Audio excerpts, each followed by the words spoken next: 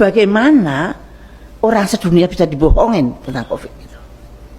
Bagaimana seluruh dunia bisa divaksin tanpa tahu apa yang dimasukkan dalam tubuhnya.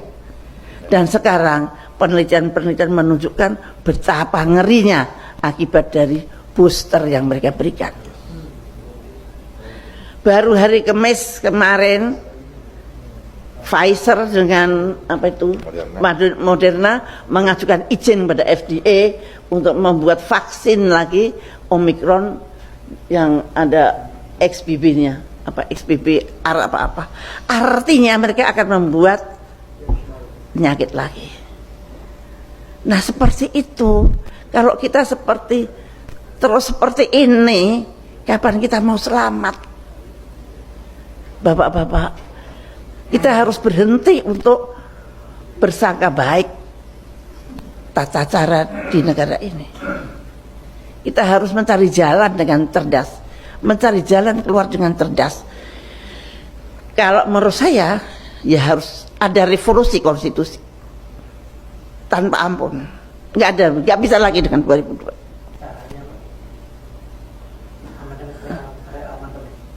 Amandemen itu tidak bisa, kita harus kembali ke UUD 4518 Agustus.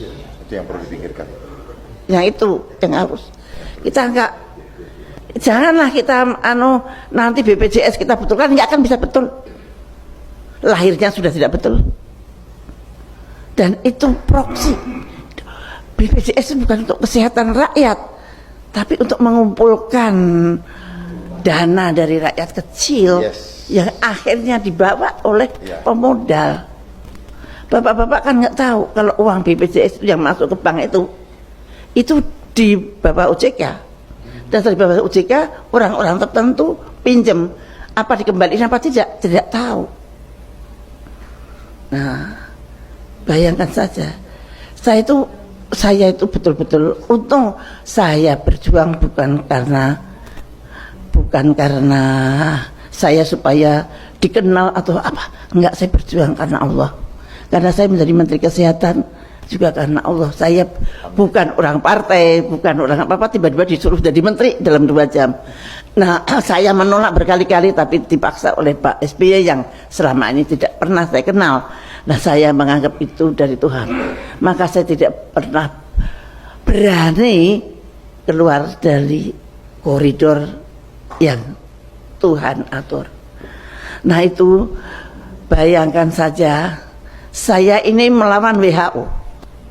Saya menyetop flu burung. Flu burung itu yang bikin flu burung sama yang bikin COVID sama. Bahkan flu burung itu lebih ganas. Dalam 1 hari, 2 hari meninggal.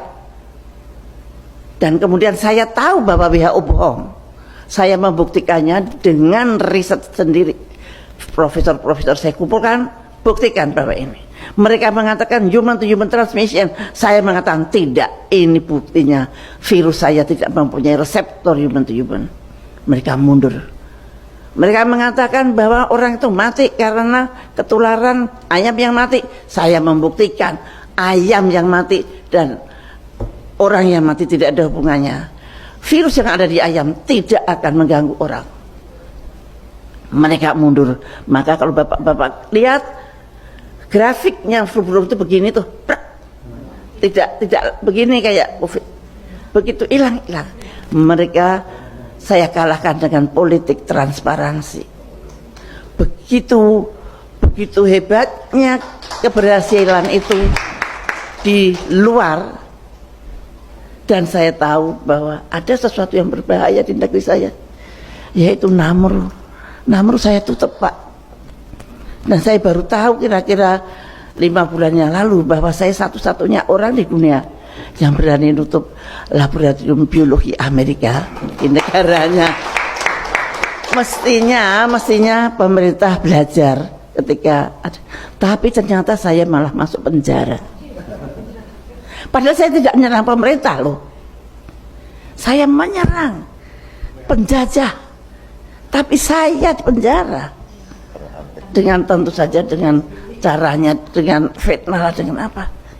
Saya di penjara 4 tahun, Pak. Tapi ya nggak apa-apa. Saya berpikir barangkali tidak ada yang mau mengerjakan pekerjaan itu kalau saya tidak di penjara. Betapa ngerinya kalau Namru itu masih ada dan kemudian ada COVID, kita lebih parah dari Wuhan. Tapi rakyat nggak tahu kalau itu saya selamatkan. Saya sampai sembunyi-sembunyi, saya sampai diselamatkan oleh BIN, diberi pengawal sniper segala macam, karena waktu itu saya sangat berbahaya. Dan artinya saya menaruh nyawa saya untuk bangsa dan negara saya. Nah itu, tapi saya di penjara, artinya ada apa ini negara saya? Tapi saya sudah tahu persis, dan bahkan pada waktu di penjara teman-teman saya dari luar pada nengok, dan saya tahu siapa yang memenjara saya, dan saya pasrah pada Allah. Allah selalu mempunyai rencana sendiri, dan alhamdulillah saya masih hidup sekarang.